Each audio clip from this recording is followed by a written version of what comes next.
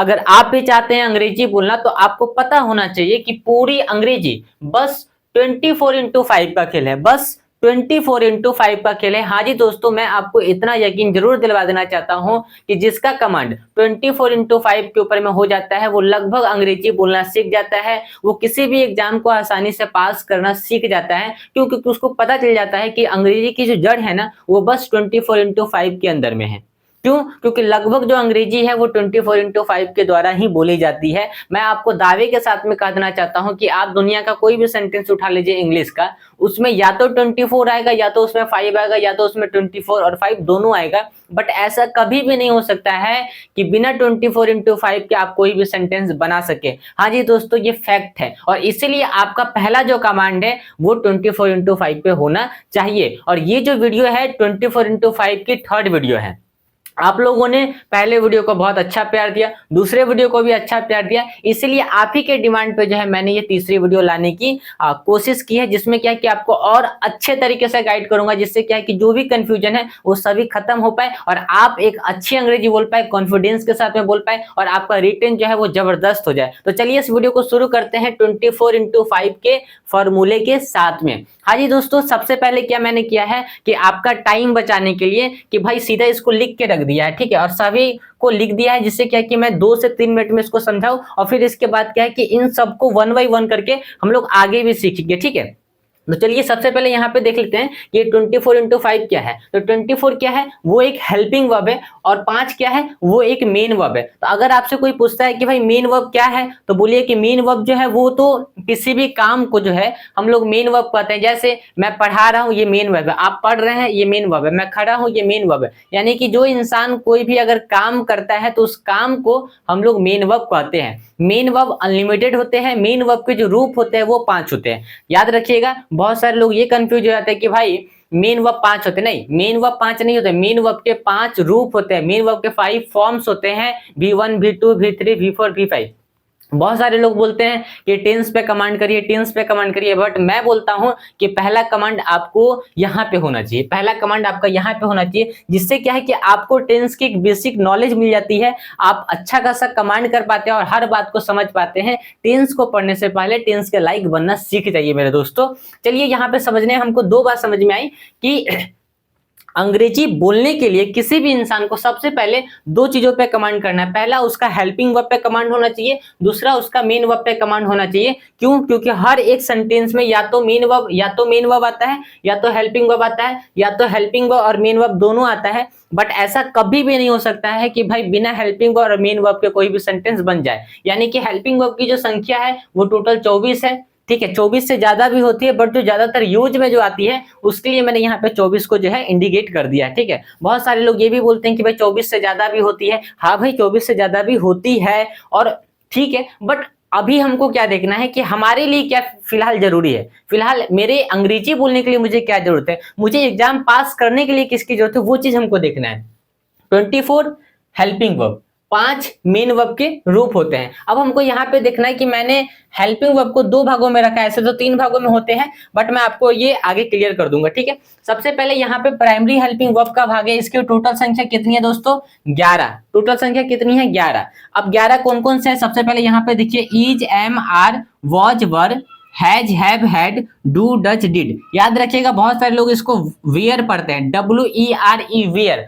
नहीं दोस्तों, गलत होगा। आपको ये प्रोनाउंसिएशन अपनी अच्छी रखनी है। टंग ट्विस्टर की प्रैक्टिस की वीडियो भी मैंने कल एक डाली थी, उसको भी देखिएगा, जिससे क्या है कि आपका प्रोनाउंसिएशन अच्छा होगा।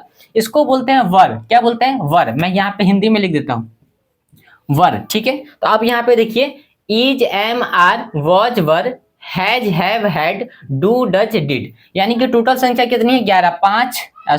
1 2 3 4 5 6 7 8 9 10 11। यानी कि प्राइमरी हेल्पिंग वर्ब की संख्या कितनी है, 11 है। चलिए दोस्तों अब आ जाते हैं हम लोग मॉडल हेल्पिंग वर्ब पे। इसकी संख्या भी कितनी है, इसकी संख्या भी 11 है। अब जैसे एक एक करके हम लोग इसको देख लेते हैं। Can, could, shall, should, will, would, may, might और टू, यूज टू, मस्ट। अब आप बोलेंगे सर ये डियर नीड क्या है, तो डियर जो नीड होता है ना वो उसको बोलते हैं सेमी मॉडल्स। क्या बोलते हैं, सेमी मॉडल्स, जो डियर नीड में आता है। तो इसके बाद कभी भी जो है मेन वर्ब नहीं आता है, और आता भी है, लेकिन ज्यादातर केसों में मेन वर्ब यहाँ पे नहीं आता है। तो इसलिए अब हमको यहाँ पे क्या करना है, इस 2400 को एक बार याद करना है। चलिए इसको पढ़ के देख लेते हैं कैसे याद किया जाता है। ठीक है, एक बार यहाँ पे जो है हम लोग देखते हैं, is, am, are, was, were, has, have, had, do, does, did, can, could, shall, should, will, would, may, might, ought, to, used to, dare, need, must. Is, am, are, was, were, has, have, had, do, does, did, can, could, shall, should, will, would, may, might, ought, to, used to, dare, need, must. ठीक है, आप इस तरीके से इसको याद कर सकते हैं। अब यहाँ पे क्या है, मेन वर्ब के 5 रूप है। जैसे मान लेते हैं कि आपने यहाँ पे गो को लिया, ये गो क्या है, आपका एक मेन वर्ब है। ठीक है, अब यहाँ पे देखिए जो गो आपका मेन वर्ब है, तो अब इसके जो है 5 रूप होंगे। ठीक है, जैसे पहला रूप तो ये गो हो गया, गो, वेंट, गॉन, गोइंग, गोज। अब यहाँ पे आपने क्या बोला कि जाना, अब आपने बोला जाना को अलग अलग रूप दे दिया। जैसे मैं जाता हूं, मैं गया, मैं जा चुका हूं, मैं जा रहा हूं, और वह जाता है। अब इसकी हिंदी कैसे होगी, जैसे देखिए, मैं जाता हूं, मैं गया, मैं जा चुका हूं या मैं गया हूं। ठीक है, मैं जा रहा हूं, वह जाता है। मैं बोलता हूं, स्पीक मतलब बोलना, मैं बोलता हूं, मैंने बोला, मैं बोल चुका हूं, मैं बोल रहा हूं, वह बोलता है, या राम बोलता है, या सर बोलते हैं। इस तरीके से क्या है कि एक बात को आपने अलग अलग रूप दे दिया अकॉर्डिंग टू टेंस के हिसाब से। इसलिए आपको अगर टेंस पे कमेंट करना है तो पहला कमेंट आपका मेन वर्ब के 5 फॉर्म पे होना चाहिए। अगर आप लोग बोलेंगे कि सर बहुत सारी दिक्कतें होती है मेन वर्ब्स के अलग अलग रूप को याद करने में, उसके ऊपर कोई वीडियो आ सकती है क्या? हाँ जी दोस्तों, अगर आप लोग कहेंगे कि भाई कैसे हम किसी भी मेन वर्ब के 5 रूप के ऊपर कमांड कर सकते हैं, तो इसके लिए मैंने क्या है कि अपनी एक ई बुक निकाल दी है आप लोगों के लिए। ठीक है, ज्यादा उसका प्राइस भी नहीं है, 299 है। ठीक है, 299 में आप उस ई बुक को जो है परचेज कर सकते हैं, जहां पे क्या है कि लगभग 100 से ऊपर डेली यूज के V1, V2, V3 को, V5 को विद हिंदी मीनिंग के साथ में हम लोगों ने क्या किया है, अच्छे से वहां पे डिस्क्राइब किया है, आप लोग के लिए अच्छे से अरेंज किया है, ताकि आप लोग अंग्रेजी बोल पाए और अंग्रेजी सीख पाए। साथ में क्या है दोस्तों कि हम लोगों ने एक कोर्स भी लॉन्च कर दिया है। एक कोर्स नहीं, 2 कोर्स है, एक रिकॉर्डेड कोर्स है और एक लाइव डेली क्लासेस चलता है हम लोग का, तो आप उसको भी ज्वाइन कर सकते हैं। अगर आप पर्सनली मतलब अंग्रेजी सीखना चाहते हैं तो आप दिए गए नंबर पे कॉल कर सकते हैं, या मैं डिस्क्रिप्शन में ऑलरेडी लिंक को पेस्ट कर दूंगा, वहां से भी आप जाके परचेज कर सकते हैं ई बुक को, कोर्स को। ठीक है, तो ये 2 बातें हम लोगों ने देख ली। ठीक है, अब यहाँ पे ध्यान से हमको ये देखना है कि अब इसको हमको यूज कैसे करना है। ठीक है, अब मैं शॉर्ट फॉर्म में इसको एक बार थोड़ा सा बता देता हूँ, उसके फिर हम लोग आगे चलेंगे। ठीक है दोस्तों, जैसे आप यहाँ पे बोलेंगे इज, एम, आर, वॉज, वर। ठीक है, अब यहाँ पे ये 5 जो आ गए, तो इसको आपको किसके साथ में यूज करना है, तो याद रखिएगा इज, एम, आर, वॉज, वर, ये 5 जो हेल्पिंग वर्ब है, इसका कौन से मेन वर्ब के साथ में यूज करना है, तो इज, एम, आर, वॉज, वर का यूज किसके साथ में होगा, B4 के साथ में होता है। ठीक है, याद रखिएगा। अब उसके बाद यहाँ पे देखिए हैज, हैव, हैड, ये 3 अलग है, ये ग्रुप एक अलग हो गया। अब इसको कौन से मेन वर्ब के साथ में आप लगाइएगा, तो इसको लगाना है आपको B3 के साथ में। ठीक है, यहाँ तक हमको बात समझ में आ गई। अब यहाँ पे डू, डज, डिड, ये 3 चीज है। ठीक है, अब यहाँ पे देखिए तो डू को अगर आप लोग पढ़ेंगे अच्छे से, तो डू का मतलब होता है V1।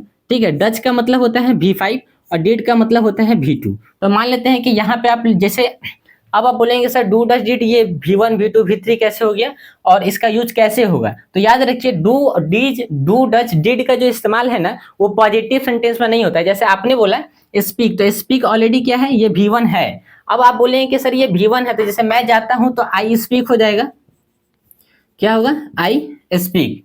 ठीक है, अब यहाँ पे आई स्पीक हो गया, तो ये हमने समझ लिया। तो अगर आप बोलेंगे कि सर ठीक है, अब डू का यहाँ पे इस्तेमाल कैसे होगा सर, ये थोड़ा सा बताइए। तो यहाँ पे इसको समझने की जरूरत है कि यहाँ पे डू का यूज कैसे होगा। तो यहाँ पे डू का यूज इस तरीके से होगा, जैसे मान लेते हैं कि आप जब भी निगेटिव सेंटेंस बोलेंगे या इंट्रोगेटिव सेंटेंस बोलेंगे, तो वहां पे हम डू, डज और डिड का इस्तेमाल करते हैं। अन्यथा हम पॉजिटिव सेंटेंस में कभी भी डू, डज और डिड का यूज नहीं करते हैं। जैसे आपने बोला कि ठीक है मैं बोलता हूँ आई स्पीक हो गया, बट अब आप बोलते हैं कि मैं नहीं बोलता हूँ, तो आई डोंट स्पीक। ठीक है, आई डोंट स्पीक। क्या मैं बोलता हूं, तो अब यहां पे होगा do I speak, do I speak. ठीक है, तो आप इस तरीके से क्या है अंग्रेजी बोल सकते हैं डू, डज, डिड का इस्तेमाल करके। सेम यहां पे भी आ जाएगा। ठीक है, मैंने बोला आई स्पोक। ठीक है, मैंने नहीं बोला तो आई डिडंट स्पीक हो जाएगा। ठीक है, और आई हैव स्पोकन हो जाएगा यहाँ पे। इस तरीके से जगह थोड़ा सा कम पड़ जाएगा, इसलिए इसको छोड़ते हैं। आगे जब हम यहाँ पे has have do do did का यूज सीखेंगे अच्छे से, तो उसके बाद यहाँ पे क्या करेंगे, इसको वन बाई वन करके एग्जाम्पल के साथ में सीखेंगे, ठीक है। अभी इसी वीडियो में, ठीक है, जाने की जरूरत नहीं है। अब यहाँ पे देखिएगा मॉडल हेल्पिंग वर्ब की संख्या टोटल कितनी, 11 डी एंड इट को छोड़ रहे हैं। तो ये 11 जो मॉडल हेल्पिंग वर्ब है, अब इसका यूज किसके साथ में होता है उसको भी समझ लीजिए, ठीक है।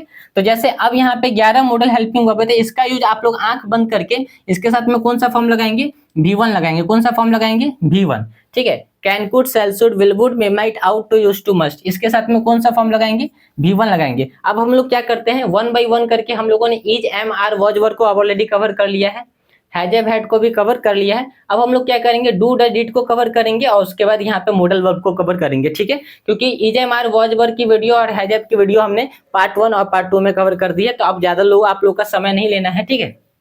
इस वीडियो में डायरेक्ट हम डू डज डिड से यूज स्टार्ट करेंगे और बाकी उसके बाद कैन, कुड, शैल, शुड का यूज करके आप लोग को इसको कहानी खत्म। तो दोस्तों हम लोग आ गए हैं use of do does did के ऊपर। वीडियो को बहुत ही ध्यान से देखिएगा, समझने की कोशिश करिएगा, ठीक है। अब यहाँ पे देखिए, सबसे पहले हमने यहाँ पे लिखा डू डज डिड। अब यहाँ पे जैसे आपने जस्ट लाइक लिखा डू, यहाँ पे आपने लिखा डज, ठीक है, और यहाँ पे आपने लिखा डिड, ठीक है। अब सबसे पहले हमको ये बात समझना है कि ये डू, डज और डिड, इसका सबसे पहले कौन से टेंस में यूज होता है।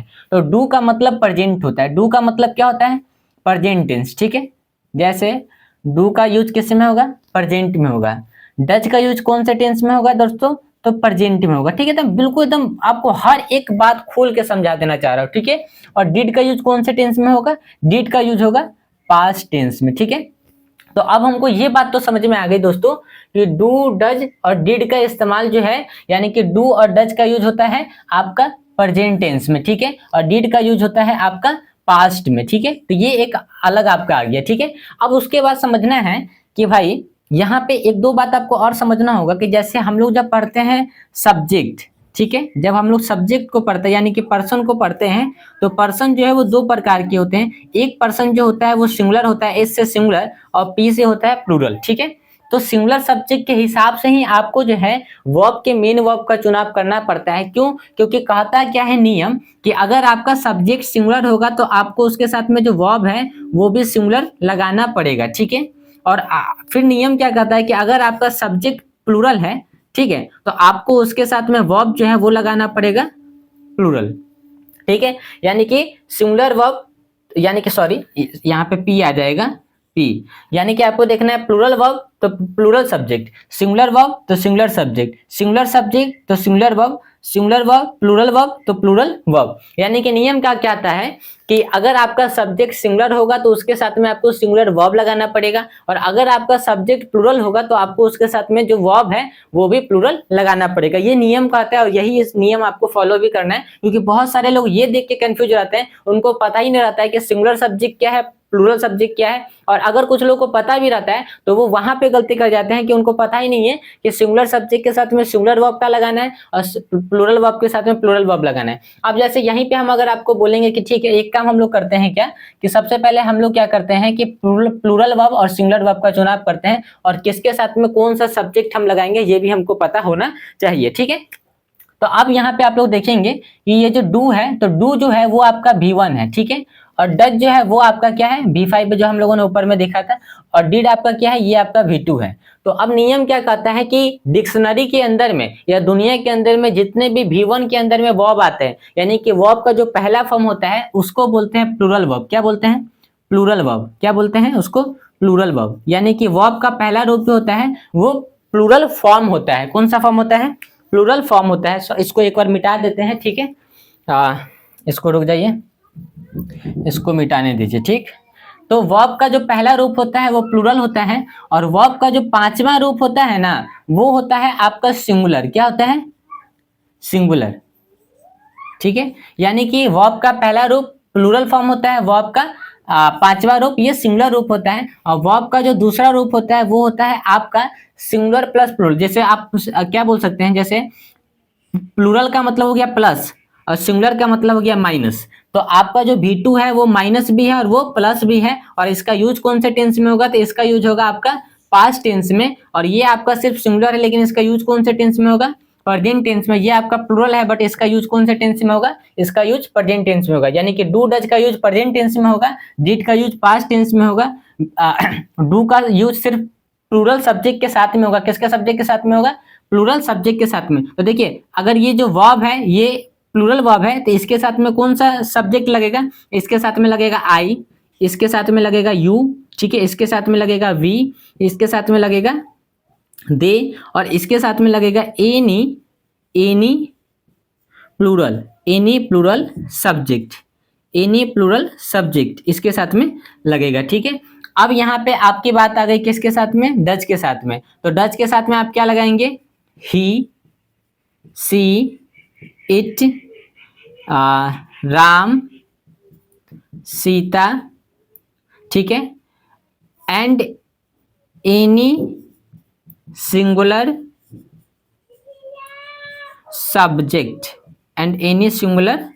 सब्जेक्ट, ठीक है। ये बात हमको समझ में आ गई। और ये जो दोनों है ना, ये दोनों जो है, इन दोनों को हम जो है इसके V2 के साथ में लगा सकते हैं, क्योंकि V2 जो है वो सिंगुलर सब्जेक्ट के साथ में भी लगेगा और प्लूरल सब्जेक्ट के साथ में भी लगेगा, यानी कि जितने भी सब्जेक्ट है ये सारे सब्जेक्ट हम V2 के साथ में लगा सकते हैं। तो सबसे पहले हम लोगों ने ये देखा कि भाई इसका एग्जाम्पल पढ़ने से पहले आपको ये जानना चाहिए कि डू डज डिड होता क्या है, डू डज डिड जो है वो कौन से फॉर्म में होता है, और ये कौन से फॉर्म में होने के बाद ये कौन से टेंस में यूज होता है, और इसके साथ में कौन से सब्जेक्ट को आप लगा सकते हैं। ये सबसे पहले हम लोगों ने सीख लिया। अब हम लोग क्या करेंगे, अब इसके साथ में एग्जाम्पल को बना के देखेंगे कि जितना हमने सीखा क्या वो सही है या नहीं है। अब हम लोग चलते हैं एग्जाम्पल के ऊपर, ठीक है दोस्तों, इसका स्क्रीनशॉट आप लोग ले लीजिएगा अपना। तो अब हम लोग क्या करेंगे, यहाँ पे डू डज डिड से रिलेटेड क्या है कि एग्जाम्पल लिखेंगे। तो सबसे पहले अब हम लोग क्या करते हैं, यहाँ पे हम लोगों ने एग्जाम्पल लिखना शुरू कर देते हैं। जैसे हमने बोला कि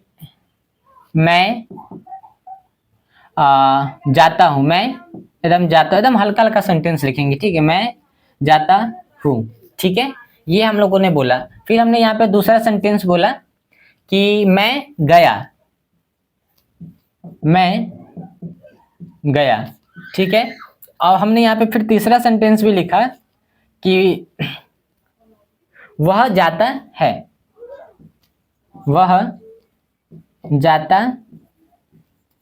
ठीक है।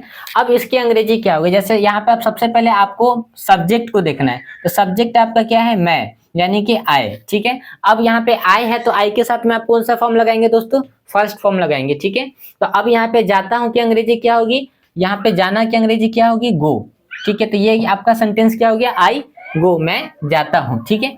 फिर से यहाँ पे आपको सब्जेक्ट देखना है, सब्जेक्ट क्या है आपका आई। अब जाना की अंग्रेजी जो है गो होती है। अब गो का जो सेकंड फॉर्म होगा वो क्या होगा, ऑलरेडी हमने आपको बताया था दोस्तों। जैसे आप बोलेंगे गो, वेंट, गॉन, गोइंग, गोज, ठीक है। तो अब यहाँ पे ये सेकंड फॉर्म क्या है आपका, ये आपका वेंट है। तो अब यहाँ पे क्या हो जाएगा, वेंट, ठीक है। अब यहाँ पे बोल रहा है कि वह जाता है, तो वह की अंग्रेजी क्या होगी, ही। अगर यहाँ पे जाते होते तो हो जाता सी, ठीक है। अब यहाँ पे देखना है कि वह जाता है तो ये सिंगुलर सब्जेक्ट है, तो इसके साथ में कौन सा फॉर्म लगाना है, पांचवा फॉर्म लगाना है। तो यहाँ पे क्या लिखा है, गोज, ठीक है, ये पांचवा फॉर्म है आपका। तो अब हम यहाँ पे क्या बोलेंगे, ही गोज, ठीक है, वह जाता है, ठीक। इसी प्रकार से आपने बोला कि मैं बोलता हूँ या मैं लिखता हूँ, ठीक है। तो अब यहाँ पे जैसे, ठीक है, मैं लिखता हूँ तो यहाँ पे क्या होगा, आई राइट। आपने बोला मैंने लिखा, आई रोट, ठीक है, आई रोट, ठीक है। अब आपने बोला कि वह लिखता है, ठीक है। तो अब यहाँ पे आप क्या बोलेंगे कि वह लिखता है, तो वह की अंग्रेजी क्या होगा, ठीक है, वह लिखता नहीं, वह लिखती है। अब यहाँ पे हम सी को मेंशन कर देते हैं, ठीक है, सी। अब यहाँ पे राइट आपने लिख दिया दोस्तों, ठीक है, राइट आपने लिख दिया और यहाँ पे आपको एस लगा दिया। जैसे यहाँ पे देखिए गो लगा, तो देखिए V1 को V5 में बनाने का आइडिया क्या होता है। जैसे यहाँ पे आपने बोला कि अगर आप किसी भी वर्ब में, यानी कि V1 में क्या करेंगे, एस या ES या IES को जोड़ते हैं तो वो आपका V1 किस फॉर्म में बदल जाता है, V5 में बदल जाता है, ठीक है। वहीं अगर आप किसी सब्जेक्ट में S, ES या IES को जोड़ते हैं तो वो आपका सब्जेक्ट क्या बन जाता है, वो बन जाता है प्लूरल, ठीक है। क्योंकि डिक्शनरी के अंदर में जितने भी सब्जेक्ट यानी कि नाउन होते हैं वो सभी सिंगुलर फॉर्म में होते हैं। कौन से फॉर्म में होते हैं, सिंगुलर फॉर्म में होते हैं और उनको SES या IES लगा के प्लूरल बनाया जाता है। और डिक्शनरी के अंदर में जितने भी वर्ब्स होते हैं वो प्लूरल फॉर्म में होते हैं। SES IES लगा के उनको B5 यानी कि सिंगुलर फॉर्म में बनाया जाता है। ठीक है, ये बातें हमको समझ में आ गई।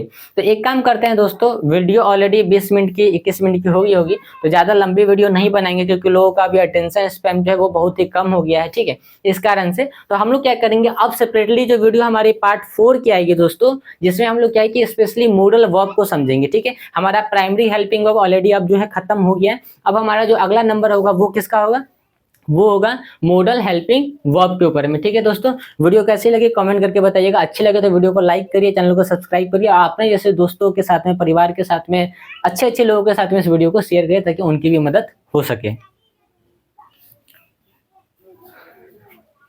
एक हम लोग लाइव क्लास करवाते हैं जिसकी प्राइस जो है 2999 रुपए है। ठीक है, यानी कि लगभग 3000 रुपए पड़ते हैं, क्योंकि हम वहाँ पे रोज लाइव क्लास करवाने आते हैं। और साथ में क्या है कि हम लोगों ने एक ई बुक भी लॉन्च कर दिया है, आप तो उसको भी आप लोग जाके देख सकते हैं।